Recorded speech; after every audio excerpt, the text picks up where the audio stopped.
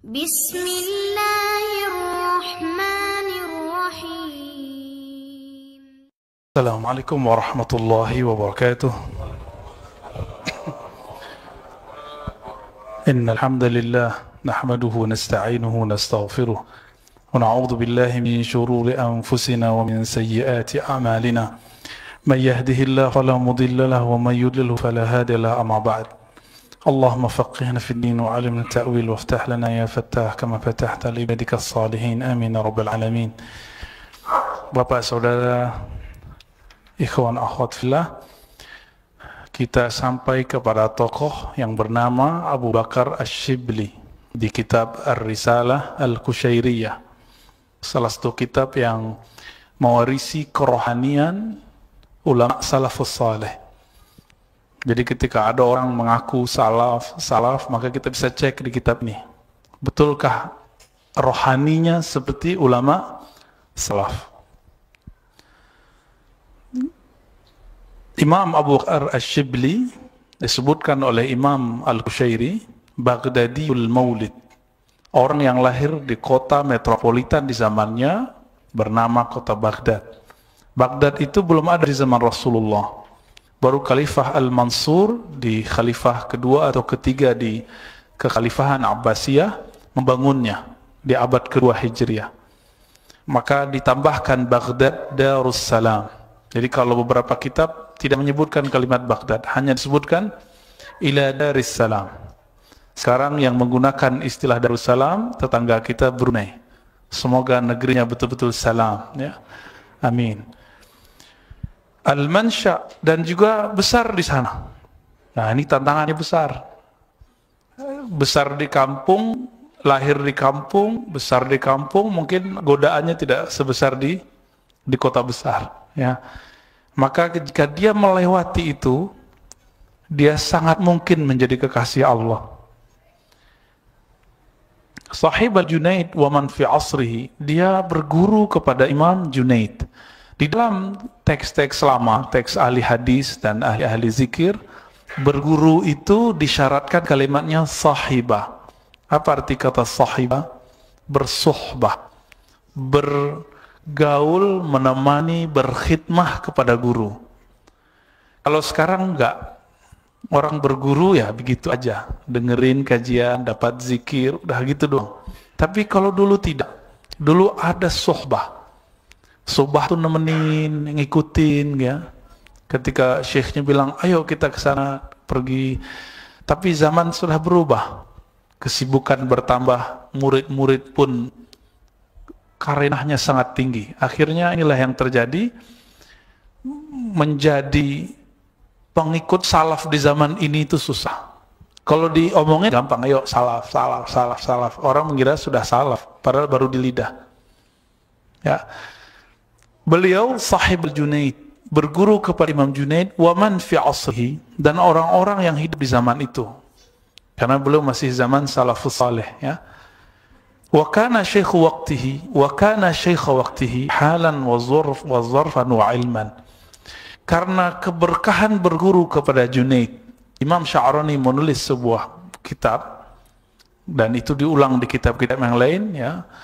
Ada kitab Tanbihul Mughtarrin, ada Adab Al-Matbuliyah, ada Al-Minan Al-Kubra, Al-Aminan As-Sughra. Itu kalimatnya hampir mirip. Apa kata beliau?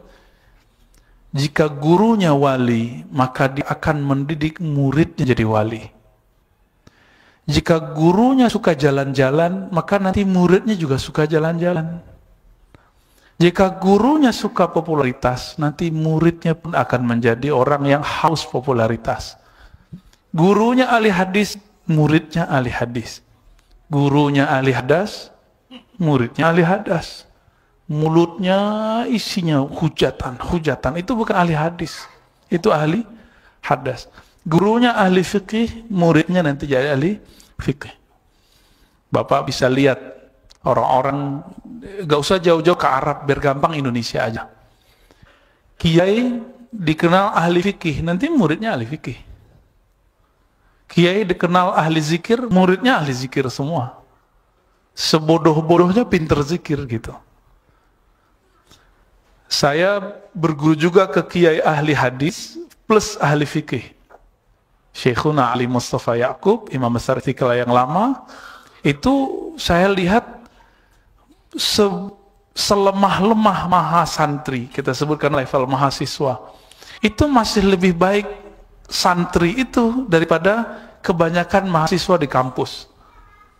Sehingga kawan-kawan saya buat kaidah buat-buatan sendiri. Ajhaluna a'lamuna. Yang paling jahil dari kami ini itu paling alim di kampus gitu. Itu supaya menghibur diri sebenarnya ya. Padahal dia tetap aja bodoh. Tapi lumayan, emang begitu. Kenapa? Bangun tidur sudah jamaah.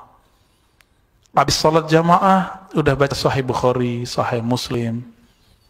Nanti jam 7 berangkat ke kampus.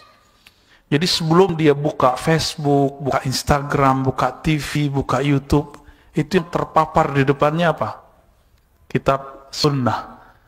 Karena mereka 4 tahun dikasih sunnah. Maka nggak perlu ngaku jadi santri sunnah, ustadz sunnah. Kenapa? Karena sunnah sudah ada dalam dirinya. Nah, ngaku-ngaku itu belum tentu benar ya. Disebutkan bahwa Imam Ash-Shibli Syekh waktihi, karena berkah bersuhbah berguru kepada wali Allah bernama Junaid, maka dia menjadi wali Allah. Sebenarnya Imam Junaid ini ahli hadis, tapi dia tidak meriwayatkan hadis. Dia memilih memuasakan dirinya untuk menyampaikan hadis. Kenapa? Khawatir salah. Begitu ulama dulu takut menyampaikan hadis.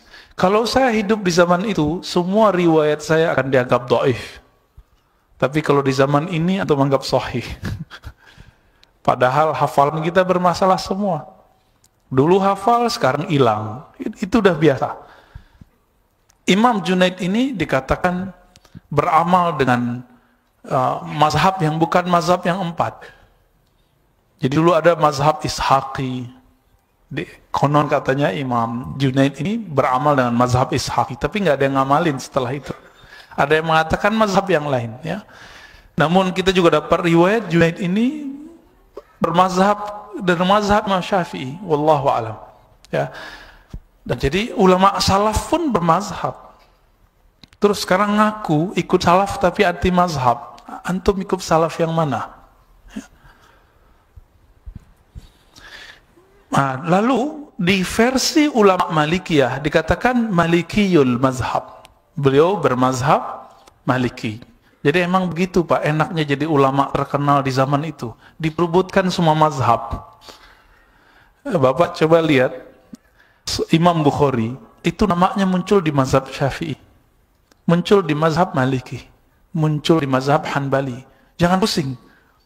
Itu sebenarnya keajaiban. Orang kalau pinter diperebutkan nggak? Diperebutkan. Nanti dicocok-cocokin. Menurut pengikut mazhab Syafi'i, Imam Bukhari ini 70% fatwanya mirip dengan Imam Syafi'i. Gitu. Menurut Hanbali, ya sama juga begitu, 70%. Menurut terus Pak. Tapi kawan saya punya penelitian lain. Imam Bukhari ini mujtahid mutlak. Tapi karena dia hormat kepada gurunya Ahmad bin Hanbal, Humaidi, Ishaq bin Rahawai, 3 imam ini, 3 imam mazhab semua. Tapi Humaidi memilih untuk mengikuti mazhab Syafi'i. Ahmad bin Hanbal membangun mazhab baru. Ishaq bin Rahawai setelah diskusi dengan Syafi'i merombak mazhabnya yang disebut mazhab Khurasan. Jadi ulama mazhab itu muncul di kalangan salaf. Maka yang anti salaf, anti mazhab, atau dibalik, anti mazhab, anti salaf. Gitu sederhananya. Langsung aja ke Al-Quran dan Sunnah Ustadz. Kita tanya balik, langsung ke terjemahan atau langsung ke makna? Itu beda loh. Antum biasanya itu cara cuci otak, brainwash paling enak. Oh nggak usah ikut Ustadz, nggak usah ikut ulama, langsung aja ke Quran dan Sunnah. Ini kalimat saya akan ulang-ulang sering Pak, biar masuk ke alam bawah sadarnya. Jika kita mengatakan, ayo kembali ke Al-Quran dan Sunnah, apa yang muncul? Terjemahannya atau teksnya? Terjemahannya, ngaku aja ya. Benar gak? Penerjemah itu seorang ustadz gak? Dia melebihi Imam Syafi'i atau di bawahnya? Melebihi Imam Ahmad bin Hanbali atau di bawahnya? Di bawahnya. Sepakat? Sepakat ya. Maka jika antum itu bilang, Quran Sunnah aja, terus ternyata yang dipahami adalah terjemahan Sahih Bukhari, terjemahan Kementerian Agama, maka sebenarnya sudah jauh turun tingkat di bawah mazhab yang ada. Mazhab si penerjemah. Itulah sebabnya kenapa muncul kelompok-kelompok indeks di kampus dulu. Jadi mereka hafal nomor, nggak hafal ayatnya, hafal nomor doang. Itu caranya untuk nyuci otak murid-murid. Untungnya hafalan indeks itu diambil oleh Ustadz Adi plus sama ayat-ayatnya, diambil ala pesantren, akhirnya perfect. Jadi yang suka indeks jadi balik lagi deh ya. Kalau enggak udah jadi ingkar sunnah. Sudah banyak yang ingkar sunnah karena ngikutin indeks Quran. Baik. Ini enaknya jadi ulama yang hebat, diperebutkan banyak mazhab. Aisyah 87 sana, hidup sekitar 87 tahun. Tua atau muda itu? Ya. Wafatnya 334. Coba mundurin 87 tahun. 334. Mundurin berarti 60 tahunan atau berapa tahun? 40 tahunan beliau hidup di zaman salaf. Beliaulah pewaris salaf. Ini Imam Shibli. Beliau ketemu dengan imam kontroversial yang jadi inspirator dari tokoh yang kontroversial juga di negeri ini, Syekh Siti Jenar. Ya, Syekh Siti Jenar itu dipengaruhi ajaran seorang tokoh namanya Al-Hallaj, Abu Mansur Al-Hallaj. Pernah dengar ya? Yang kemudian nyampe di negeri kita, nyampe di Jawa, istilahkan dengan manunggaling kaulo Gusti. Saya bukan orang Jawa, tolong dibenerin kalau salah terjemah. Manunggal itu bukan bahasa Jawa asli sebenarnya, bahasa Sanskerta lama. Artinya manunggal, menyatu. Hamba dengan Tuhan. Cocoknya itu disebut ittihad. Bersatu hamba dengan Tuhan. Ajaran itu sudah ditegur oleh gurunya Shibli. Namanya Junaid tadi. Apa kata Junaid? Ternyata Junaid itu salah satu guru daripada Abu Mansur Al-Hallaj. Apa kata Junaid? Ya Hallaj, wahai Hallaj, hentikan syatahat-syatahat. Apa arti syatahat? Nyeleneh-nyelenehmu. Udah ditegur. Lebih tinggi Junaid atau Hallaj? Junaid. Imam Junaid bilang apa? Jika tidak engkau hentikan, la yaqta'uka illa dam, maka tidak ada yang menghentikan kata-katamu, nyelenehmu itu kecuali hukuman darah. Apa arti darah? Nyawa. Kapan beliau ngomong? Sebelum tahun 300. Sebelum beliau wafat. Beliau Imam Junaid wafat 297 Hijriah. 297 Hijriah. Imam kita kemudian menulis kapan Al-Hallaj wafat. Dihukum gantung kapan? Dihukum pancung, bukan gantung. Tahun 309. Berapa tahun? 297 309. 13 tahun, 14. 3 atau 14 tahun. Baru terjadi. Itu Al-Hallaj. Walaupun ada sebab-sebab lain, nah itu kita nggak usah bahas ya.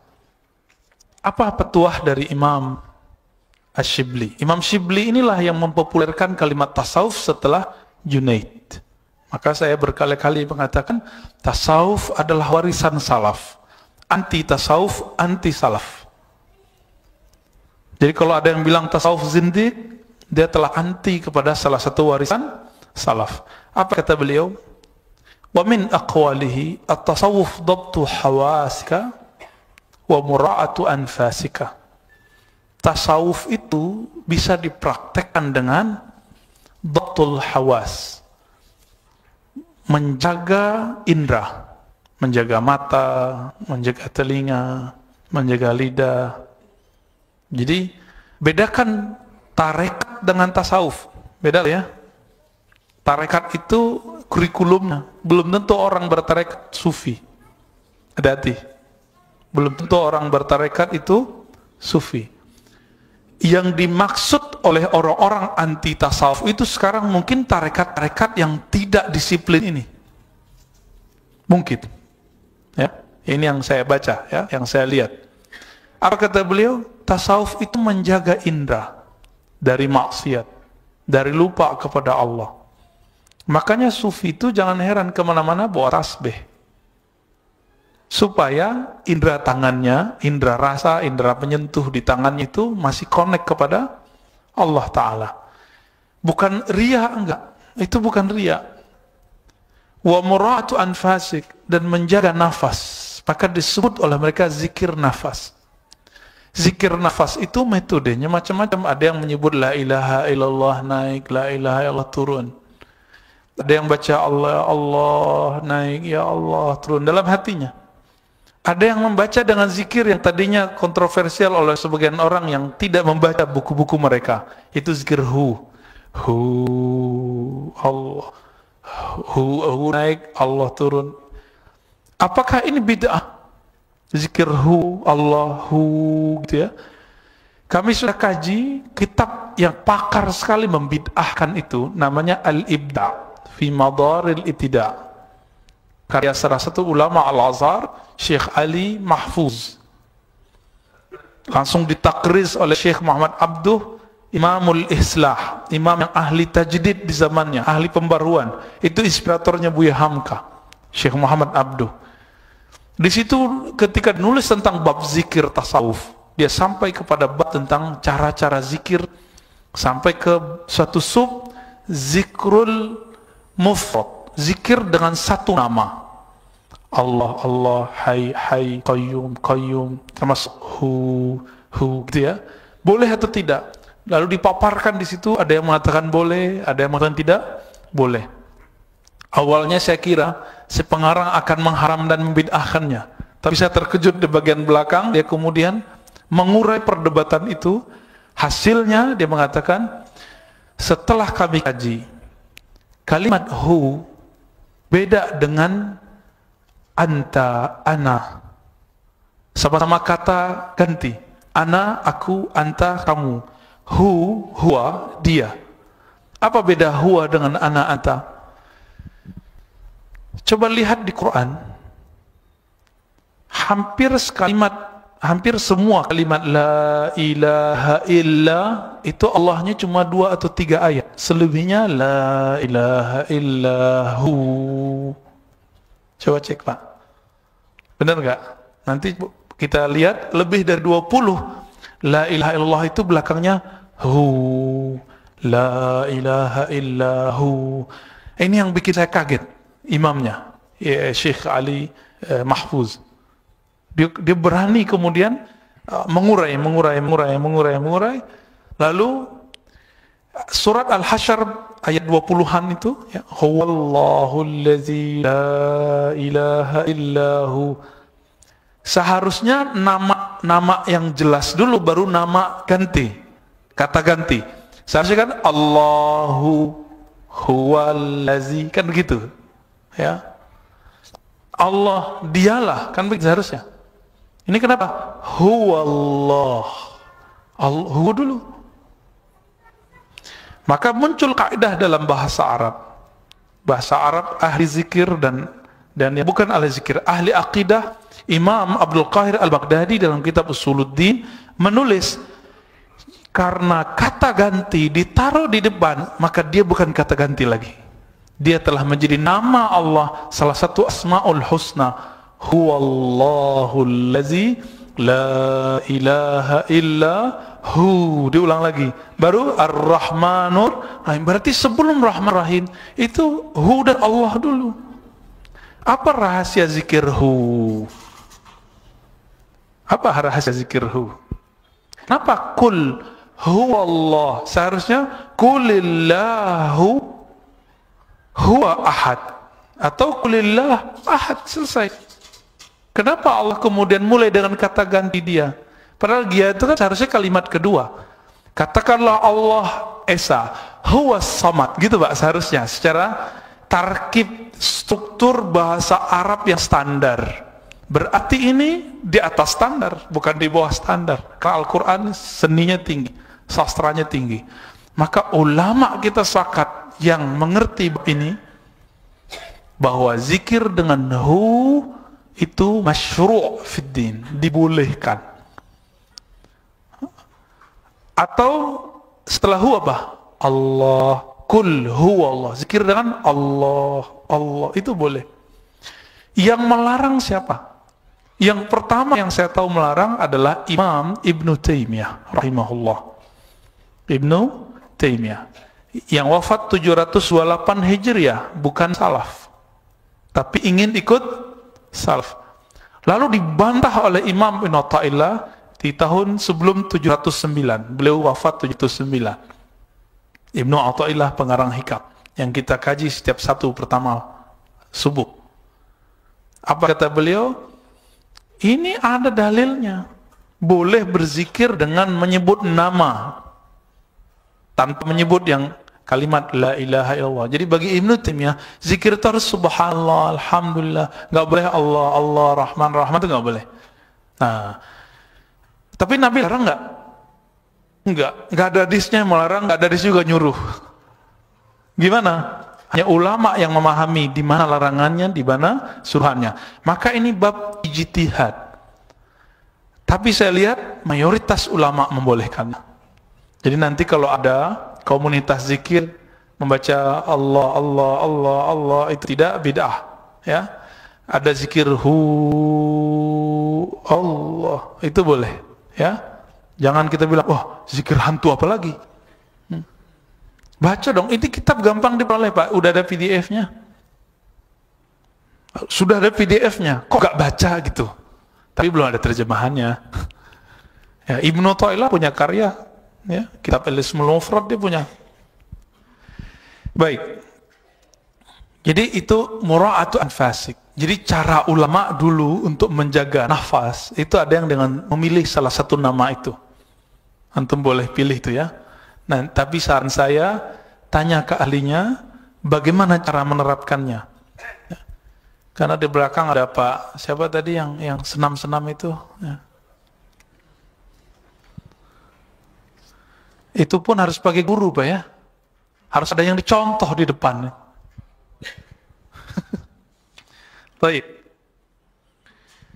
Imam Asy-Syibli ditanya mengenai kapan seseorang hamba, seorang kita ini layak disebut murid seorang sufi. Coba lihat, selama ini kan kita ngejek-ngejek sufi nih. Apa kata beliau? Murid itu, belum guru ya, belum syekh, belum wali, baru murid. Kapan seseorang pantas disebut murid? Apa arti murid? Dari kata arada yuridu. Orang yang berkeinginan, berkehendak mendapat ridha Allah Ta'ala. Orang yang berkehendak, kehendaknya itu diridhai oleh Allah, dicintai oleh Allah, sehingga geraknya memang sudah gerak dari Allah. Allah lah yang menggerakkannya, sehingga Allah pun ridha. Allah sudah ridha, orangnya keliru, itu pasti dimaafkan kalau sudah ridha. Tapi kalau tidak ridha, sedikit pun salah, itu tambah jauh. Apa kata beliau? Seseorang akan menjadi murid hakiki, akan mencapai keridhaan Allah hakiki. Apa? Idza sawat haluhu fis safar wal hadar. Jika amalnya itu stabil, mau lagi traveling, safar, ataupun lagi nginep, lagi tinggal di rumah. Ini coba cek. Kalau lagi pergi ziarah ke Nabi, umroh, pergi traveling ke Turki, ke Perancis, ke Australia, itu amalan tahajudnya berubah nggak? Zikir pagi sorenya bolong nggak? Ya. Zikir nafasnya hilang nggak? Ternyata pilot itu lebih keren dari ustadz.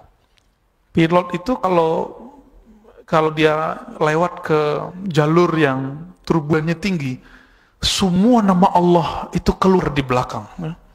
Penumpang nyebut nama Allah semua, Pak. Allah Akbar, Allah Akbar. Biasanya yang paling tenang itu yang udah biasa zikir. Yang paling ribut itu, dia hanya ingat Allah saat susah. Ingat Allah kalau mau mati doang. Emang kita kapan matinya dia nggak tahu. Bapak masih ingat nggak? Saudara masih ingat dulu awal naik pesawat takut mati nggak? Dari awal naik sampai akhir turun itu nama Allah nggak putus. Bisa nggak hidup begitu? Itu yang sebenarnya murid. Kalau rasa itu dibawa ketika kita hidup begini, maka Nabi mengatakan kepada sahabat-sahabat beliau, jadilah engkau seperti orang-orang yang abirus sabil. Apa arti abirus sabil? Orang yang musafir. Jadi ciri-ciri kalbunya sudah kalbu murid. Apa ciri-cirinya? Safar atau tidak safar, tahajudnya, witirnya, minimal witir. Witir nggak lepas. Salah satu yang saya rindu dari naik pesawat lama-lama, itu saya khataman zikir, Pak, di pesawat. Jadi kita bawa alas hitung, nanti kita punya target-target. Nanti kan ada petanya, sampai di mana target zikir apa gitu. Dan itu nikmat sekali. Semoga nanti sebelum safar belajar zikir safar ya, biar nanti connect-nya tinggi. Kalau enggak nanti sibuk nonton gitu.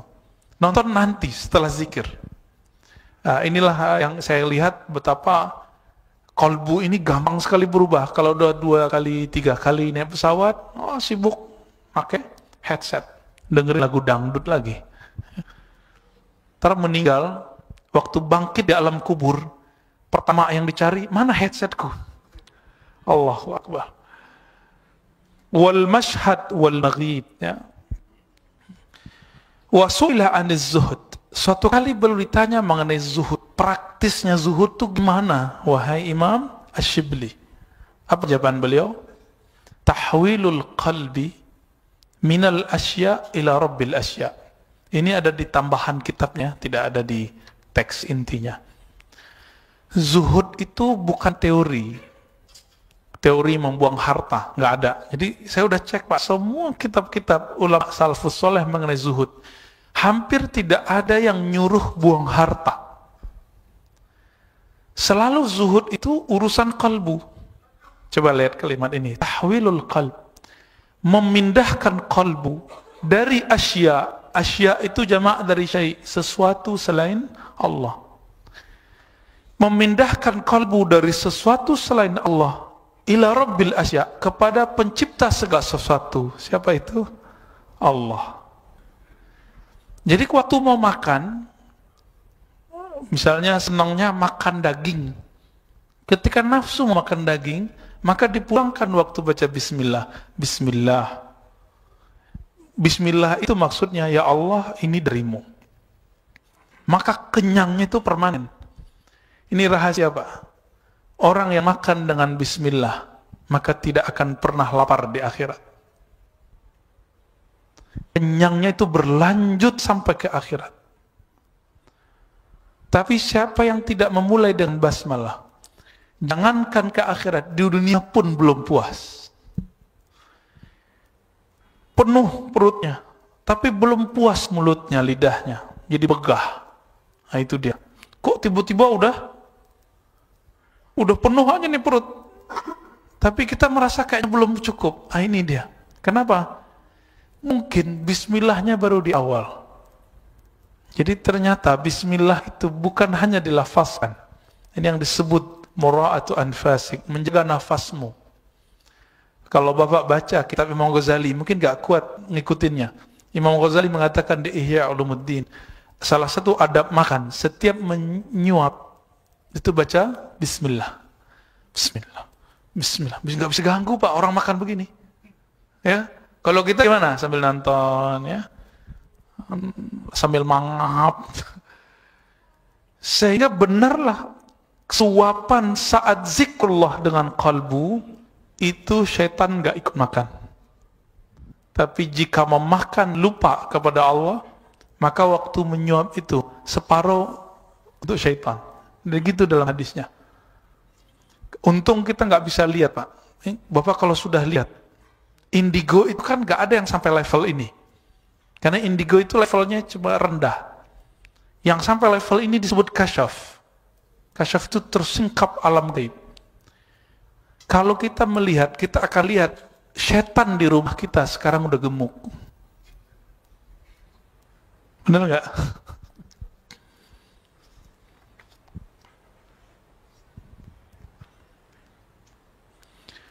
Imam Junaid melatih Imam Shibli ini berat sekali. Hari ini nggak boleh diikuti Pak metode ini. Jadi kalau dalam metode pengajaran boleh, untuk harian tidak boleh. Nah, apa metodenya? Jadi Imam Shibli ini kan suka makan. Orang suka makan sama dengan suka tidur. Ya. Maka dikurangi makannya, tidur juga kok belum hilang-hilang. Karena kebiasaan jam 11 sudah tidur. Mau makannya dikit, mau makan banyak, jam 11 sudah ngantuk. Lewat dikit, jam 12 sudah nguap, bentar-bentar nguap. Ini ngaji aja 15 menit udah nguap-nguap. Ini beda kita sama mereka ya. Imam Ash-Shibli untuk melatih dirinya, disebutkan oleh Imam Junaid, balaghani annahu iktahala bikaza wa kaza minal milh liya'tada as-sar. Imam Shibli supaya sampai ke level Abu Hanifah, Imam Malik, Imam Syafi'i, imam-imam, termasuk gurunya Imam Junaid. Itu mereka kan jarang tidur malam, Pak. Jarang tidur malam. Jangan diadu dengan riwayat Abu Darda ya, dengan Salman Al-Farisi, ini beda konteks. Ketika beliau ngantuk, apa yang melakukan? Salah satu tradisi ulama salafus soleh pakai celak. Saya nggak melihat orang pakai celak sekarang kecuali jemaah tabligh. Ya, mereka yang hidupin amalan itu. Kita nggak senang tuduh-tuduh aja di ahli bid'ah. Padahal dia ngamalin sunnah yang paling remeh dihamalin. Do'if pun hadisnya dipakai. Nggak mau ketinggalan. Apalagi yang sahih. Saya orang pesantren, Pak. Tapi ada adab yang saya baca di kitab-kitab itu, saya ketemu ini jadi tabligh. Ketemu jadi tabligh. Walaupun beberapa kita nggak siap dengan hurufnya, apa-apa segala macam ya. Namun karena Syekh Tabligh ini pendirinya seorang sufi, muhaddis. Syekh Albani nggak suka, maka ditulislah, bukan Pak Albani ya. Kalau Pak Albani suka kayaknya. Di sini ada Pak Albani, Pak Tudung. Orangnya tawaduk ya, insya Allah. Apa kata Syekh Albani? Jamaah Tabligh itu adalah sufi modern. Albani kalau bilang sufi itu ngejek. Albani kalau bilang sufi itu menyesatkan. Menyesatkan sufi, gitu maksudnya.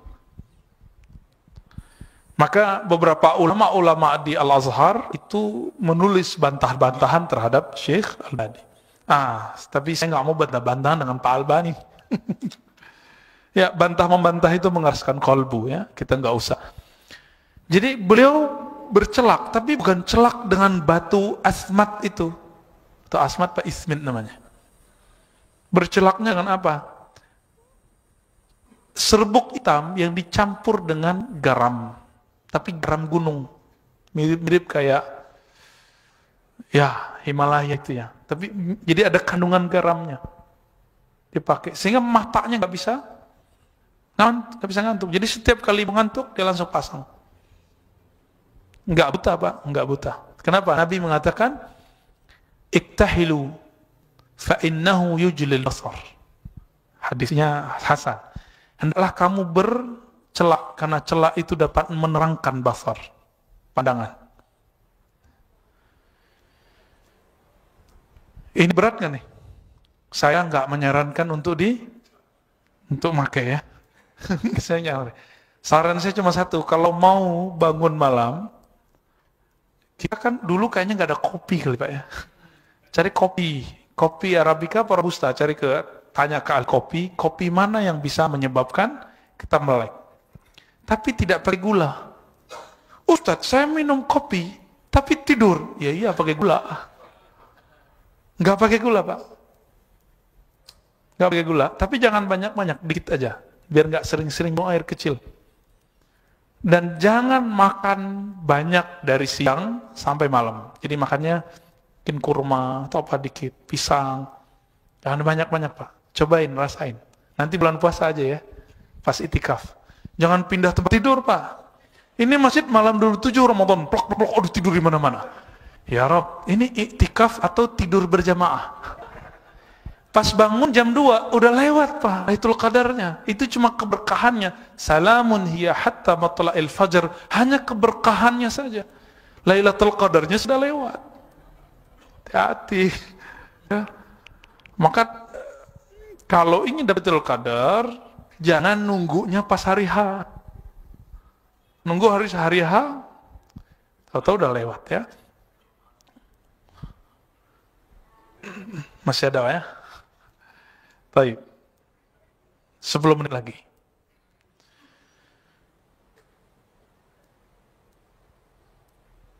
Beliau ditanya mengenai kok sholat itu banyak pikirannya gitu. Jadi di abad ketiga beliau sudah siapkan jawabannya untuk sekarang Pak. Sekarang abad 15 Hijriah ya, 1400-an. Jadi nggak usah mikirin Mahdi turun dulu, siapkan diri. Pantas nggak saya jadi pengikut Mahdi? Mau turun esok juga nggak apa-apa. Masalahnya pantas tuh nggak? Ya, coba lihat. Laisa yakhturul qaunu bibali, wa kaifa yakhturul qaun bibali man afal muqawwin. Beliau mengatakan, aku tidak pernah kepikiran makhluk bahkan di luar sholat. Bahkan di luar sholat. Kalau kita, jangankan di luar sholat, dalam sholat pun lengkap. Lengkap. Habis ini, habis ini. Sehingga khatam. Ya, bukan khatam Quran, Pak. Khatam ingatnya macam-macam. Sampai kemudian ada ejek-ejekan kiai ya, ketemu kunci, itu kan karena itu sebenarnya kiainya itu sendiri yang ketemu kuncinya dalam sholat. Kalau bahasa sahabat kita, senior kita sebenarnya, Ustadz Abu Sangkan, apa kata dia? Yang bilang khusyuk mustahil berhenti jadi kiai. Horor juga dia. Tapi itu benar Pak. Kalimat itu benar. Yang bilang mustahil atau susah khusyuk berhenti jadi kiai. Berhenti jadi ulama. Kenapa? Karena itu sudah kiamat. Dalam hadis Imam Tirmizi dengan riwayat yang hasan dikatakan Abdullah bin Amr bin Al-As berkata, "Awwalu ma yuqbad qabla yaumil qiyamah al-khusyu'." Yang terakhir yang pertama kali dicabut di akhir zaman adalah khusyuk.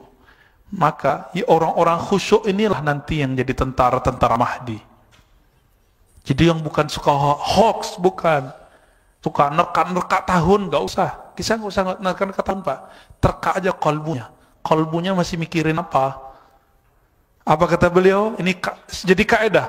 Kaifa yakhturul qaun fi bali man araf al-mukawwin. Bagaimana mungkin, apakah pantas terlintas alam semesta dalam pikiran orang yang mengaku kenal pencipta alam semesta? Udah kenal sama seorang gadis yang cantik, yang bikin kita jatuh cinta, masa ama yang gak cantik-cantik masih ingat gitu?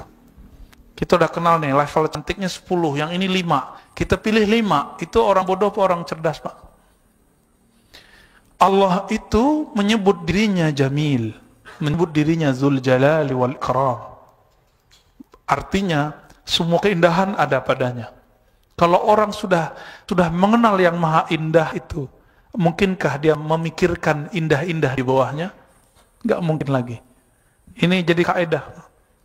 Maka salah satu kaidah arif billah yang disebut orang mengenal Allah, dia dalam zikir-zikirnya tidak terlintas makhluk.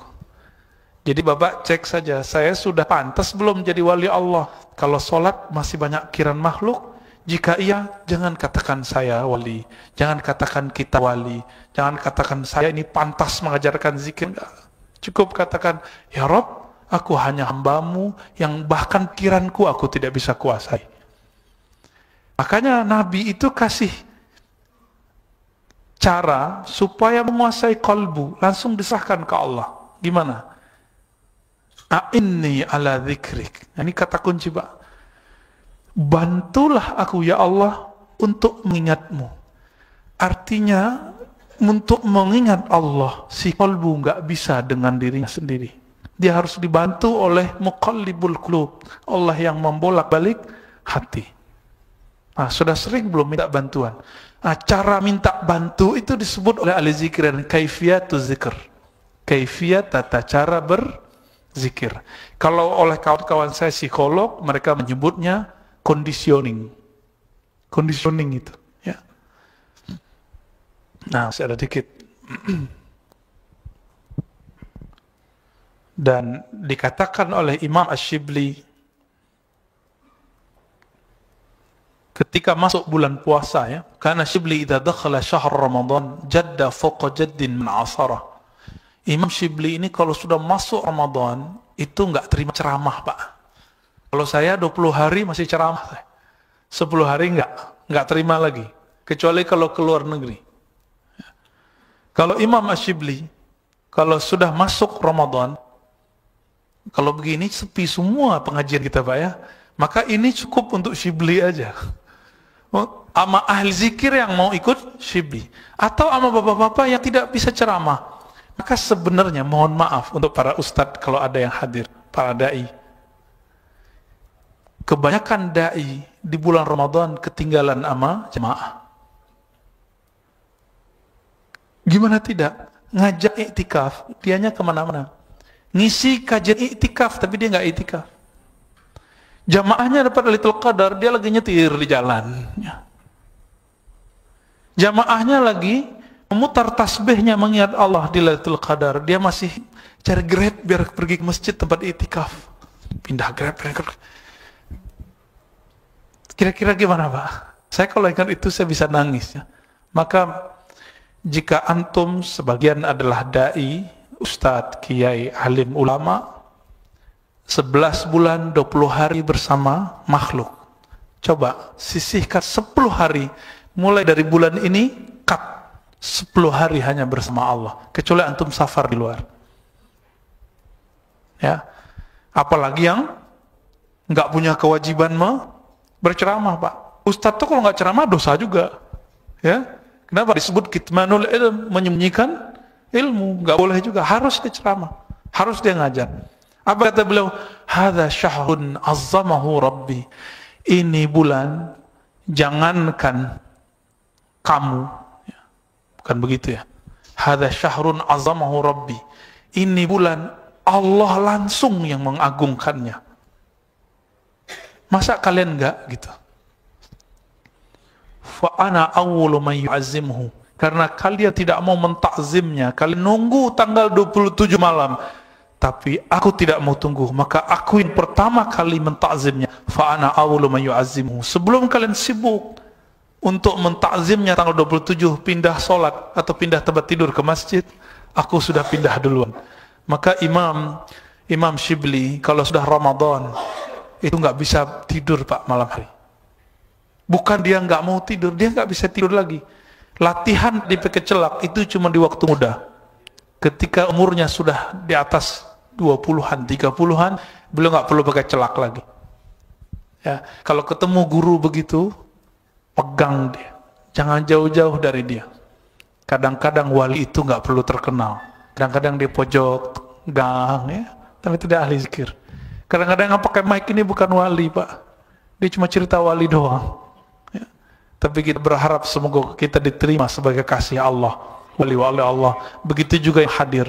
Maka mulailah untuk itu. Gimana caranya? Kata Imam Junaid guru Shibli, tasdiq ulumil qaum wilayatus sughra. Tidak ingkar kepada tasawuf, ilmunya kaum. Itu sudah kewalian kecil. Karena itulah warisan rohani kewalian yang sahabat-sahabat wariskan ke tabi'in. Sahabat menerimanya dari Rasulullah SAW. Jadi nanti kalau dengar ahli zikir, ahli tarekat, ahli sufi, pakai adab. Katakan, ya Allah, kami cinta mereka, tapi kami belum sanggup ikut mereka. Enggak apa-apa. Ya. Kalau antum bilang sesat, coba lihat. Buya Hamka punya buku Tasawuf Modern. Sesat dong. Ayah Buya Hamka mursyid. kakek Buya Hamka mursyid. Guru dari kakek Buya Hamka di Mekah namanya Said Ahmad Zani Dahlan mursyid tarekat Alawiyah Syaziliyah.